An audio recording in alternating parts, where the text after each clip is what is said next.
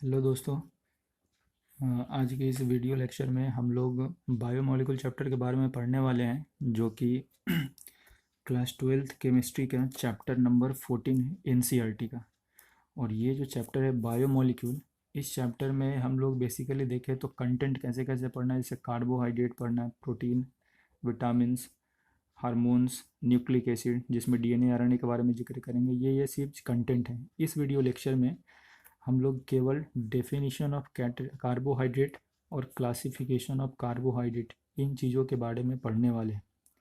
तो बिना time waste किए हुए हम लोग सीधे अपने कंटेंट को स्टार्ट करते हैं। इस चैप्टर का जो सबसे फर्स्ट टॉपिक है वो है हमारा कार्बोहाइड्रेट।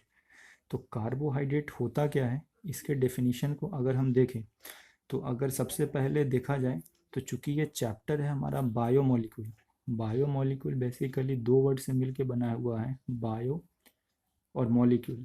तो बायो वर्ड कहीं ना कहीं बायोलॉजी को रेफर करता है, जबकि मॉलिक्यूल जो है वो कहीं ना कहीं केमिस्ट्री से रिलेटेड टर्म लगता है।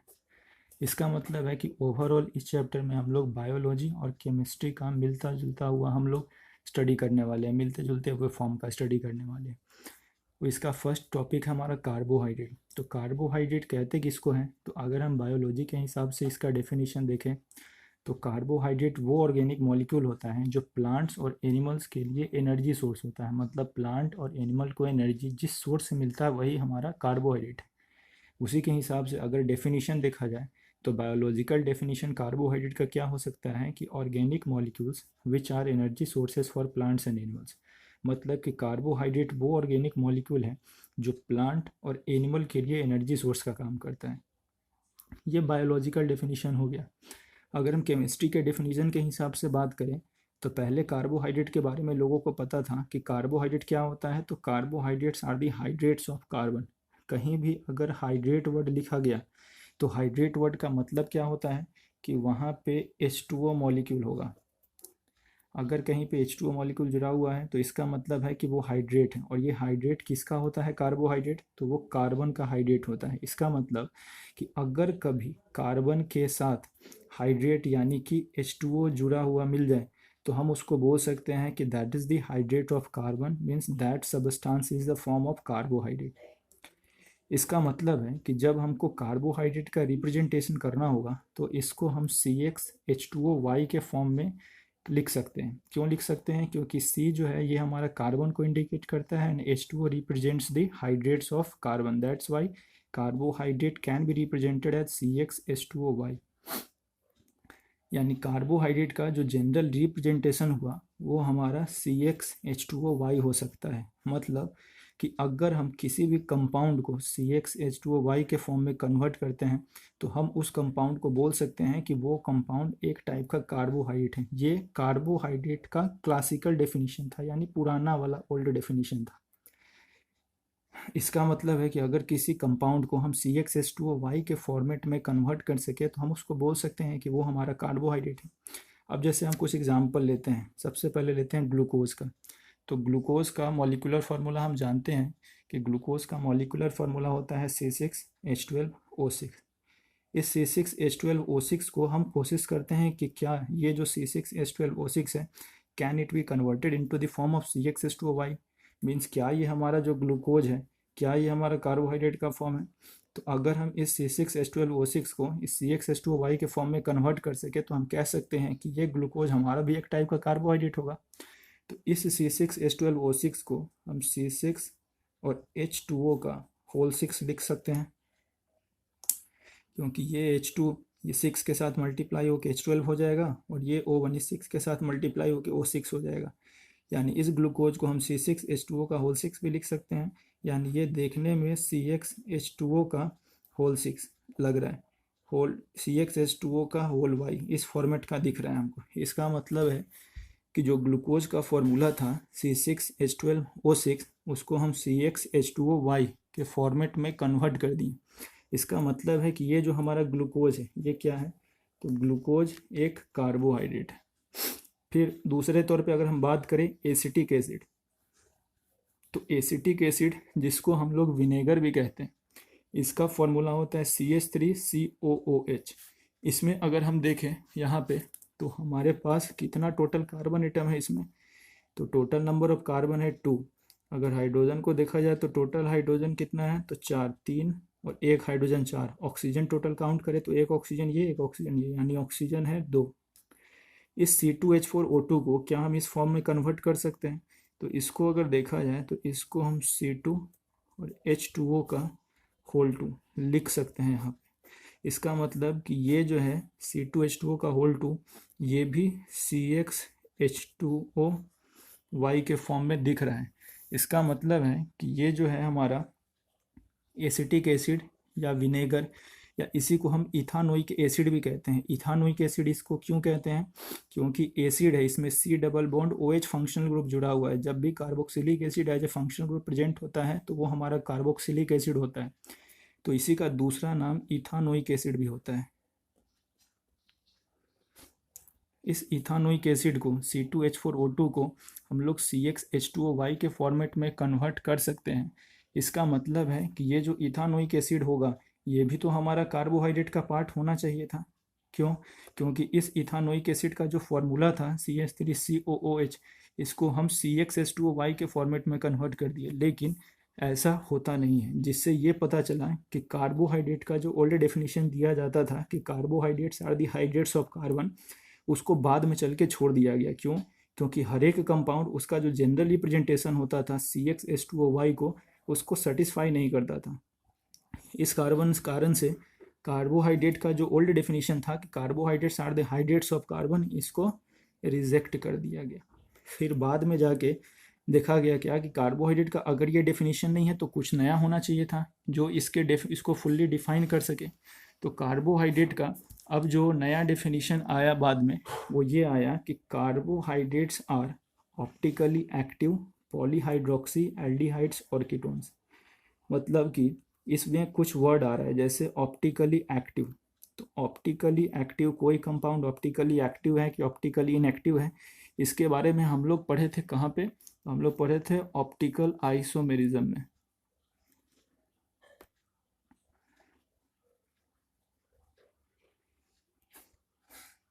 अब कोई कंपाउंड ऑप्टिकली एक्टिव है कि ऑप्टिकली इनएक्टिव है कैसे पता चलता था वहाँ पे, तो वहाँ ये देखते थे कि जैसे सपोज करें कि अगर हम कार्बोहाइड्रेट के बारे में बात कर रहे हैं, तो अगर हमारे पास कोई कार्बोहाइड्रेट का सॉल्यूशन हो जाए, सपोज करें कि ये हमारा एक कंटेनर है और इस कंटेनर में कार्बोहाइड्रेट का सॉल्यूशन रखा हुआ है। इस साइड से हमारे पास PPL आ रहा है। PPL मतलब प्लेन पोलराइज्ड लाइट। तो अगर प्लेन पोलराइज्ड लाइट किसी सॉल्यूशन से पास करे और ये सॉल्यूशन इस प्लेन पोलराइज्ड लाइट को, यानी कि एक डायरेक्शन में अरेंज्ड लाइट को जब बाहर निकाले तो उसको किसी न किसी डायरेक्शन में रोटेट करा दे, यानी कि ये सॉल्यूशन इस लाइट को क्या करे कि या तो इसको हल्का क्लॉकवाइज रोटेट करा दे या इसको हल्का एंटी क्लॉकवाइज रोटेट करा दे। अगर कभी ऐसा करता है, यानी कि अगर कोई ऐसा सॉल्यूशन है जो PPL को या तो क्लॉकवाइज रोटेट करा दे या एंटी क्लॉकवाइज रोटेट करा दे, तो ऐसे सॉल्यूशन को कहा जाता है कि ये जो सॉल्यूशन है हमारा वो ऑप्टिकली एक्टिव सॉल्यूशन है। इसका मतलब है कि जब हम कार्बोहाइड्रेट का डेफिनेशन दे रहे हैं कि carbohydrates are the optically active compound, मतलब कि कार्बोहाइड्रेट का जो सॉल्यूशन होगा वो भी PPL को क्या करेगा कि किसी न किसी डायरेक्शन में रोटेट करा देगा। Either this carbohydrate solution will rotate the PPL in clockwise direction और in the anti clockwise direction. Optically active का ये मतलब होता है। फिर है polyhydroxy. Polyhydroxy means, poly means होता है मेनी, हाइड्रोक्सी मीन्स होता है OH, यानी कि कार्बोहाइड्रेट में बहुत सारा OH ग्रुप भी होगा। तो पॉलीहाइड्रोक्सी का मतलब है कि कार्बोहाइड्रेट एक तो ऑप्टिकली एक्टिव है, दूसरा उसके अंदर बहुत सारा OH ग्रुप लगा हुआ होगा, साथ ही उसके अंदर कार्बोहाइड्रेट के अंदर एल्डिहाइड हो सकता है या फिर कीटोन हो सकता है। अब एल्डिहाइड का मतलब फंक्शनल ग्रुप कैसे देते थे उसको, सिंगल बॉन्ड CHO से, और कीटोन का फंक्शनल ग्रुप कैसे देते थे, single bond C double bond O, और दोनों एंड पॉइंट इसका फ्री होता था, इधर से भी कोई जुड़ सकता है, इधर से भी कोई ग्रुप जुड़ सकता था। तो ओवरऑल देखा जाए तो कार्बोहाइड्रेट का जो मॉडर्न डेफिनेशन है वो यही डेफिनेशन है, और इसमें क्या कहा जाता है कि carbohydrates are optically active polyhydroxy aldehydes और कीटोन्स। मतलब कार्बोहाइड्रेट एक ऑप्टिकली एक्टिव सबस्टांस है, मतलब कि ये पीपीएल को या तो क्लॉकवाइज या फिर एंटी क्लॉकवाइज डायरेक्शन में रोटेट करा सकता है। दूसरा कि ये पॉलीहाइड्रोक्सी है। पॉलीहाइड्रोक्सी का मतलब कि कार्बोहाइड्रेट के अंदर बहुत सारा OH ग्रुप जुड़ा हुआ होगा, एल्डिहाइड्स है और साथ साथ कीटोन है। मतलब या तो कार्बोहाइड्रेट पॉलीहाइड्रोक्सी यानी कार्बोहाइड्रेट के अंदर ये कंपलसरी है कि वो ऑप्टिकली एक्टिव होगा ही होगा, साथ ही उसके अंदर पॉलीहाइड्रोक्सी होगा, मतलब बहुत सारा OH ग्रुप जुड़ा हुआ हो सकता है। लेकिन एल्डिहाइड और कीटोन में से कोई ना कोई एक प्रेजेंट ही होगा उसमें। जैसे ग्लूकोज की बात करें तो ग्लूकोज हमारा एल्डिहाइड एक फंक्शनल ग्रुप है, उसके अंदर एल्डिहाइड होता है। यानी कि कार्बोहाइड्रेट हमारा एक ऐसा पॉलीहाइड्रोक्सी बहुत सारा OH ग्रुप वाला ऑप्टिकली एक्टिव सबस्टांस है जिसमें या तो एल्डिहाइड होगा या फिर कीटोन होगा एज ए फंक्शनल ग्रुप की तरह।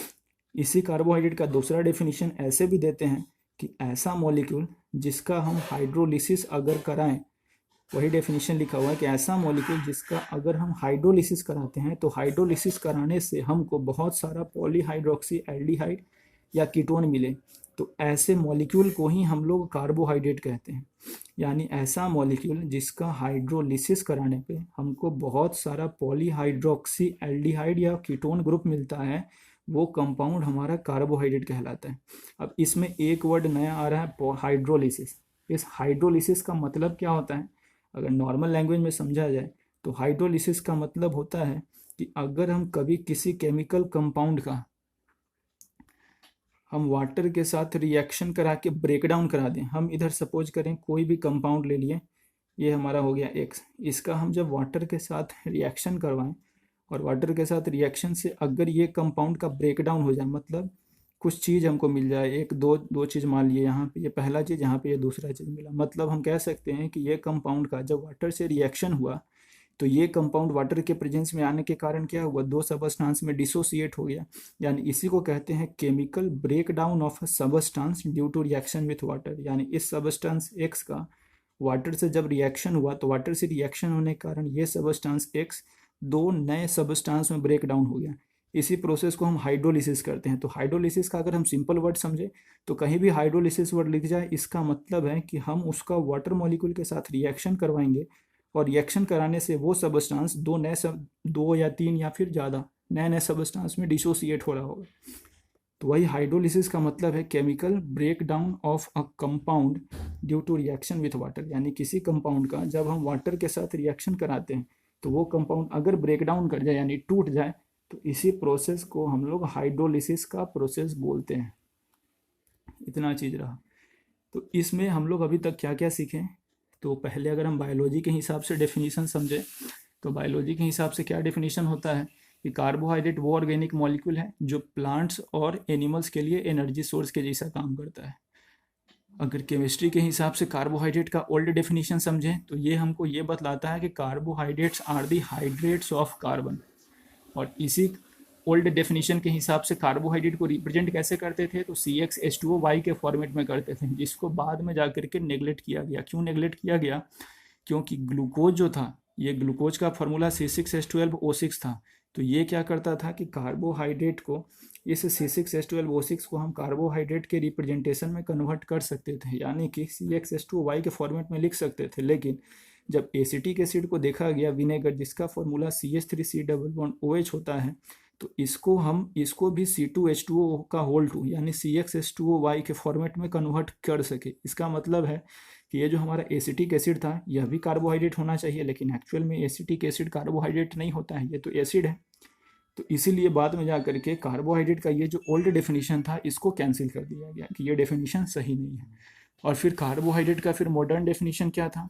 तो कार्बोहाइड्रेट का मॉडर्न डेफिनेशन था कि carbohydrates are optically active polyhydroxy aldehydes और कीटोन। मतलब कार्बोहाइड्रेट ऑप्टिकली एक्टिव सबस्टांस है, यानी कि पीपीएल को या तो क्लॉकवाइज या फिर एंटी क्लॉकवाइज डायरेक्शन में रोटेट करा देगा।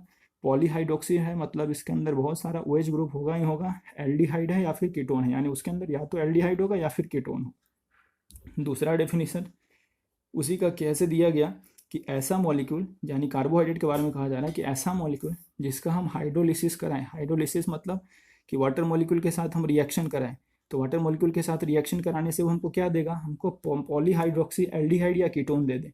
मतलब कि जब हम उसका पानी के साथ रिएक्शन करवाएं, वाटर के साथ रिएक्शन कराएं, तो हमको बहुत सारा पॉलीहाइड्रोक्सी का मतलब बहुत सारा OH ग्रुप वाला हमको या तो एल्डिहाइड दे दे या फिर कीटोन दे दे, तो ऐसे कंपाउंड को ही हम लोग कार्बोहाइड्रेट कहते हैं। ये हाइड्रोलिसिस का मतलब हुआ कि हाइड्रोलिसिस मतलब क्या होता है कि chemical breakdown of a compound due to reaction with water.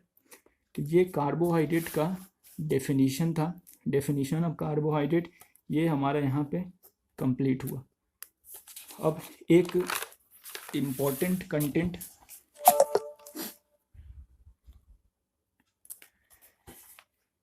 जो यहाँ पे ये है कि कार्बोहाइड्रेट जो होता है उसकी अगर टेस्ट की बात की जाए तो कार्बोहाइड्रेट ही स्वीट इन टेस्ट की, कार्बोहाइड्रेट का जो टेस्ट होता है वो स्वीट होता है, मीठा होता है। इसी कारण से कार्बोहाइड्रेट को शुगर भी कहा जाता है, क्योंकि कार्बोहाइड्रेट टेस्ट में स्वीट होता है इसी कारण से।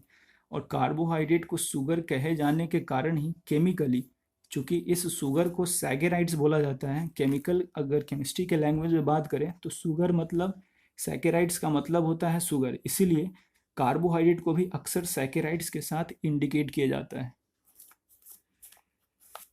अब है हमारा क्लासिफिकेशन ऑफ कार्बोहाइड्रेट, कि कार्बोहाइड्रेट को हम कैसे कैसे क्लासिफाई कर सकते हैं। तो कार्बोहाइड्रेट का जो क्लासिफिकेशन किया गया है वो क्लासिफिकेशन किया गया है on the basis of number of product of hydrolysis. इसका मतलब है कि हाइड्रोलिसिस के बारे में ऑलरेडी देख चुके हैं कि हाइड्रोलिसिस का मतलब क्या होता है कि किसी भी मॉलिक्यूल को अगर हम वाटर मॉलिक्यूल के साथ रिएक्शन करा दें तो रिएक्शन कराने से हमको ये देखना है कि उसमें कितना नंबर ऑफ प्रोडक्ट बन रहा है। तो अगर वाटर मॉलिक्यूल के साथ हम रिएक्शन करा दें और वाटर मॉलिक्यूल के साथ रिएक्शन कराने से हम ये देखते हैं कि उसका कितना नंबर ऑफ प्रोडक्ट बन रहा है, यानी कि कितने प्रोडक्ट में वो डिसोसिएट हो रहा है, ब्रेक डाउन कर रहा है, उसी बेसिस पे कार्बोहाइड्रेट का क्लासिफिकेशन किया गया है। यानी कि ऐसे हम देखें तो कोई भी कार्बोहाइड्रेट रहेगा उसका हम H2OH+ के प्रेजेंस में लेंगे। एक वर्ड और आगे यहाँ पे H2O/H+।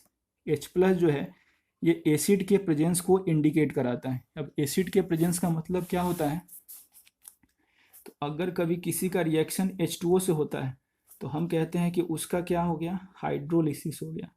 वाटर के साथ रिएक्शन कराएं इसका मतलब हाइड्रोलिसिस हो गया।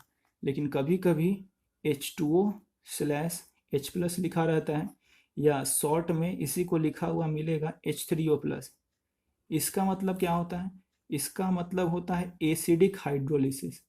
एसिडिक हाइड्रोलिसिस का मतलब कि वाटर के साथ रिएक्शन तो कराएंगे ही कराएंगे, लेकिन जो वाटर के साथ रिएक्शन करा रहे हैं वो एसिडिक मीडियम में है। मतलब है कि वहाँ जिसका हम लोग रिएक्शन करा रहे हैं, सपोज करें यहाँ कार्बोहाइड्रेट का रिएक्शन करा रहे हैं, तो ये कार्बोहाइड्रेट जो होगा इसका रिएक्शन डायरेक्टली पानी से, प्योर पानी से नहीं हो रहा होगा, उस वाटर मॉलिक्यूल के अंदर कुछ ना कुछ एसिड का प्रेजेंस भी होगा।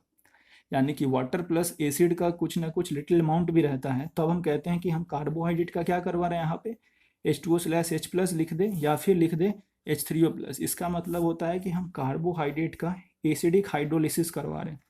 तो कार्बोहाइड्रेट का एसिडिक हाइड्रोलिसिस बोल रहे हैं, इसी को शॉर्ट में हाइड्रोलिसिस कह देते हैं। तो कार्बोहाइड्रेट का हाइड्रोलिसिस कराएं तो हम ये देख रहे हैं कि यहाँ पे 1 2 3 और यहाँ डॉट डॉट डॉट इंडिकेट करा दिए हैं। इसका मतलब है कि कार्बोहाइड्रेट का हाइड्रोलिसिस कराने से बहुत सारा प्रोडक्ट बन रहा है। इसी नंबर ऑफ प्रोडक्ट, जितना नंबर ऑफ प्रोडक्ट बन रहा है उसी के बेसिस पे हम कार्बोहाइड्रेट का नेमिंग करेंगे कि ये किस टाइप का कार्बोहाइड्रेट है। तो नंबर ऑफ प्रोडक्ट की बेसिस पे कार्बोहाइड्रेट को 3 पार्ट में क्लासिफाई किया गया है। पहला पार्ट है हमारा मोनोसैकेराइड्स, दूसरा पार्ट है ओलिगोसैकेराइड्स, तीसरा पार्ट होता है हमारा पॉलीसैकेराइड्स। अब इन सारे में सैकेराइड्स वर्ड आ रहा है जिसके बारे में हम ऑलरेडी जिक्र कर चुके हैं कि सैकेराइड्स किसके लिए इस्तेमाल होता है, तो कार्बोहाइड्रेट के लिए इस्तेमाल होता है। क्यों इस्तेमाल होता है, क्योंकि कार्बोहाइड्रेट टेस्ट में स्वीट होता है, इसी कारण से कार्बोहाइड्रेट को सैकेराइड्स भी बोलते हैं, क्योंकि इसी सैकेराइड का केमिस्ट्री में ही मतलब उसका शुगर यानी कि मिठास यानी कि स्वीटनेस से होता है। तो अब हम बात करते हैं, तो कार्बोहाइड्रेट का 3 टाइप हो गया, मोनोसैकेराइड, ओलिगोसैकेराइड्स और पॉलीसैकेराइड्स।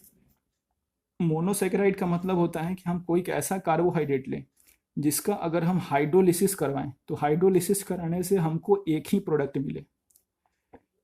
हम ये चीज़ बोल दिए कि हम कोई कार्बोहाइड्रेट लिए जिसका जब हम एसिडिक हाइड्रोलिसिस करवाएं तो एसिडिक हाइड्रोलिसिस कराने से एक ही प्रोडक्ट मिला, यानी कि हम एक रिएक्टेंट लिए थे, हमको एक ही प्रोडक्ट मिला। यानी हम सिंपली ऐसा भी तो कह सकते थे कि ऐसा कार्बोहाइड्रेट जिसका हाइड्रोलिसिस हुआ ही नहीं, हम ये चीज़ बोल सकते हैं हम एक प्रोडक्ट, एक रिएक्टेंट लिए, एक ही प्रोडक्ट मिला, यानी कि ये चीज़ डिसोसिएट हुआ ही नहीं होगा, हम ये चीज़ कह सकते हैं। इसका मतलब एक चीज़ तो हम ये कह सकते हैं कि कार्बोहाइड्रेट जिसका हाइड्रोलिसिस कराने पे एक ही प्रोडक्ट मिलता है उसको हम मोनोसेकेराइड कहते हैं। इसी को ऐसे भी डिफाइन किया जाता है कि ऐसा कार्बोहाइड्रेट जिसका हाइड्रोलिसिस ही ना हो। क्यों? क्योंकि अगर एक रिएक्टेंट था, अगर इसका ब्रेकडाउन होना था तो कम से कम दो बनता, तभी हम कहते हैं कि इसका ब्रेकडाउन हुआ। लेकिन यहाँ पे रिएक्टेंट भी एक था और प्रोडक्ट भी एक ही बना। इसका मतलब है कि इस कार्बोहाइड्रेट का हाइड्रोलिसिस हुआ ही नहीं, यानी कि इसका केमिकल ब्रेकडाउन हुआ ही नहीं वाटर के रिएक्शन के कारण। तो इसी कारण से हम इसको मोनोसेकेराइड बोलते हैं। यानी कि मोनोसेकेराइड्स ऐसा कार्बोहाइड्रेट होता है जिसका हम लोग कह सकते हैं कि हाइड्रोलिसिस होता ही नहीं है। और अगर हाइड्रोलिसिस का जिक्र करना है तो ये बोलेंगे कि ऐसा कार्बोहाइड्रेट जिसका हाइड्रोलिसिस से एक ही प्रोडक्ट बने, कहने को कह सकते हैं। लेकिन एक्चुअल डेफिनेशन क्या होता है इसका, कि कार्बोहाइड्रेट जिसका हाइड्रोलिसिस हो ही ना सके। अब इस मोनोसेकेराइड का एग्जाम्पल क्या होता है, तो ग्लूकोज, फ्रुक्टोज और राइबोज, और इन तीनों का फॉर्मूला होता है C6H12O6। दूसरे टाइप की बात करें तो दूसरा टाइप है हमारा ओलिगोसैकेराइड्स। ओलिगोसैकेराइड्स का मतलब अब क्या होता है, तो ऐसा कार्बोहाइड्रेट जिसका जब हम हाइड्रोलिसिस कराएं तो हाइड्रोलिसिस कराने से हमको 2 से लेके 10 प्रोडक्ट मिलता है, या 2 से लेके 10 हमको मोनोसैकेराइड मिले। यानी ऐसा कार्बोहाइड्रेट जिसका हम एसिडिक हाइड्रोलिसिस कराएं या फिर पानी के रिएक्शन के कारण उसका केमिकल ब्रेकडाउन कराएं, तो ब्रेकडाउन के कारण हमको 2 से लेके 10 प्रोडक्ट अगर मिलता है तो हम उसी को क्या बोलेंगे कि वो हमारा ओलिगोसैकेराइड्स है। अब इसी में क्या होता है कि कुछ ऐसा कार्बोहाइड्रेट होगा जिसका हम हाइड्रोलिसिस कराएं तो 2 प्रोडक्ट मिल रहा है, एक ये और ये हो गया दूसरा। तो कार्बोहाइड्रेट का हाइड्रोलिसिस कराने से 2 प्रोडक्ट मिला, तो ऐसे कार्बोहाइड्रेट को डाइसैकेराइड्स बोल सकते हैं। ये डाइसैकेराइड भी एक ओलिगोसैकेराइड्स ही है।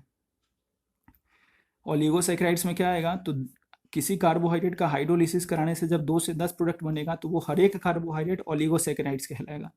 वही ओलिगोसैकेराइड्स डाइसैकेराइड्स कब कहलाता है, जिसका हाइड्रोलिसिस होने पे अगर 2 ही प्रोडक्ट या 2 मोनोसैकेराइड मिलता है। तो ट्राइसैकेराइड ओलिगोसैकेराइड को कब बोलेंगे, जब हम उसका हाइड्रोलिसिस कराएं तो हमको 3 प्रोडक्ट मिल जाए तब।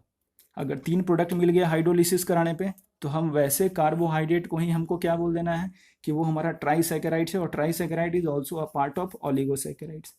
अब हम अगर एग्जाम्पल की बात करें तो ओलिगोसैकेराइड का एग्जाम्पल क्या होता है, तो सुक्रोज होता है, माल्टोज होता है, लैक्टोज भी होता है। और ये सुक्रोज, माल्टोज, लैक्टोज सब तरीके से देखा जाए तो ये हमारा डाइसैकेराइड का फॉर्म है, मतलब तो वो ओलिगोसैकेराइड में तो आया ही आया। उसके बाद हम बात करते हैं थर्ड इसका पार्ट, कार्बोहाइड्रेट का थर्ड क्लासिफिकेशन इसका, सॉरी फर्स्ट क्लासिफिकेशन का इसका जो तीसरा पार्ट है पॉलीसैकेराइड्स। तो नाम में ही है पॉलीसैकेराइड्स, इसका मतलब है कि इसमें हमको बहुत सारा प्रोडक्ट मिलेगा हाइड्रोलिसिस करने पे। तो इसको कैसे डिफाइन किया जाता है कि ऐसा कार्बोहाइड्रेट जिसका जब हम हाइड्रोलिसिस करवाएं तो हाइड्रोलिसिस कराने से हमको मोर देन 10 प्रोडक्ट मिलता है। खास करके हमको 100-200 इतने नंबर में प्रोडक्ट मिलता है हाइड्रोलिसिस कराने से। तो ऐसे कार्बोहाइड्रेट का ही उसका नेमिंग करना है, उसका पॉलीसैकेराइड्स। और इसका एग्जाम्पल क्या होता है, तो स्टार्च, सेलुलोज, ग्लाइकोजन। इन सारे एग्जाम्पल्स के बारे में, चाहे वो स्टार्च हो, सेलुलोज हो, ग्लाइकोजन हो, सुक्रोज हो, माल्टोज हो, लैक्टोज हो, या फिर हमारा ग्लूकोज हो, फ्रुक्टोज हो, राइबोज हो, इन सब के बारे में हमको डिटेल में पढ़ना है। तो जो हमारा सेकंड टॉपिक था, जो सेकंड कंटेंट था इस वीडियो का, वो था क्लासिफिकेशन ऑफ कार्बोहाइड्रेट। और इस क्लासिफिकेशन में हम किस चीज़ के बारे में देख रहे हैं, तो इसमें ये देख रहे हैं कि इसमें क्लासिफिकेशन किस बेसिस पे किया गया था। तो हाइड्रोलिसिस जब हम कराते हैं कार्बोहाइड्रेट का, तो हाइड्रोलिसिस कराने पे ये देखना था कि कितना नंबर ऑफ प्रोडक्ट बन रहा है। तो कार्बोहाइड्रेट ये हाइड्रोलिसिस कराएं तो बहुत सारा प्रोडक्ट बनेगा, उन्हीं प्रोडक्ट की बेसिस पे उसका क्लासिफिकेशन किया गया। तो कार्बोहाइड्रेट 3 टाइप का, मोनोसैकेराइड, ओलिगोसैकेराइड और पॉलीसैकेराइड। मोनोसैकेराइड वैसे कार्बोहाइड्रेट को कहते हैं जिसका जब हम हाइड्रोलिसिस कराएं तो या तो एक प्रोडक्ट मिले, या तो ऐसे बोल सकें, या फिर सीधे सीधे कहना क्या है कि ऐसा कार्बोहाइड्रेट जिसका हाइड्रोलिसिस हो ही ना सके उसको हम लोग मोनोसैकेराइड कहते हैं। एग्जाम्पल क्या होगा इसका, ग्लूकोज, फ्रुक्टोज, राइबोज। ओलिगोसैकेराइड क्या होता है, तो ओलिगोसैकेराइड ऐसा कार्बोहाइड्रेट है जिसका जब हम हाइड्रोलिसिस करवाते हैं तो हाइड्रोलिसिस कराने पे हमको 2 से 10 प्रोडक्ट मिलता है, या 2 से 10 मोनोसैकेराइड मिलता है। उसी ओलिगोसैकेराइड का ही पार्ट होता है डाइसैकेराइड, ट्राइसैकेराइड, फिर उसी हिसाब से टेट्रासैकेराइड कह सकते हैं। तो डाइसैकेराइड कब बोलेंगे, जब हाइड्रोलिसिस कराएं तो हमको 2 प्रोडक्ट मिले या 2 मोनोसैकेराइड मिले। ट्राइसैकेराइड कब कहना है, तो ट्राइसैकेराइड हम तब बोलेंगे जब हम उसका हाइड्रोलिसिस कराएं तो हमको 3 प्रोडक्ट मिले। फिर आता है हमारा, अब इसका एग्जाम्पल क्या होता है, तो सुक्रोज, माल्टोज, लैक्टोज। पॉलीसेकेराइड किसको कहते हैं, तो जब ऐसा कार्बोहाइड्रेट जिसका हम हाइड्रोलिसिस कराएं, तो हाइड्रोलिसिस कराने पे हमको 10 से ज़्यादा प्रोडक्ट मिलता है, या फिर हमको 100, 200, 300 इस टाइप का नंबर ऑफ प्रोडक्ट मिलता है, तो इसी को हम पॉलीगोसेकेराइड बोलते हैं। इसका एग्जाम्पल होता है स्टार्च, सेलुलोज, ग्लाइकोजन। आशा करते हैं स्टूडेंट्स कि ये जो 2 कंटेंट इस वीडियो में कवर किया गया है, जिसमें हमारा एक तो डेफिनेशन ऑफ कार्बोहाइड्रेट था और दूसरा क्लासिफिकेशन ऑफ कार्बोहाइड्रेट, ये चीज़ अच्छे से समझ में आया होगा। अच्छे से समझ में आया तो आप इसका नोट्स बना सकते हैं, और साथ ही अगर वीडियो अच्छा लगे तो लाइक, शेयर, सब्सक्राइब करें। जय हिंद।